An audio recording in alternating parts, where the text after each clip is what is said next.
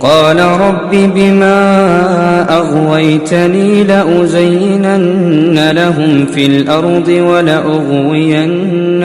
أجمعين إلا عبادك منهم المخلصين قال هذا صراط علي مستقيم إن عبادي ليس لك عليهم سلطان إلا من اتبعك من الغاوين وإن جهنم لموعدهم أجمعين لها 7 أبواب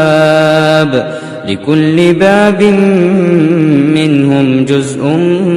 مقسوم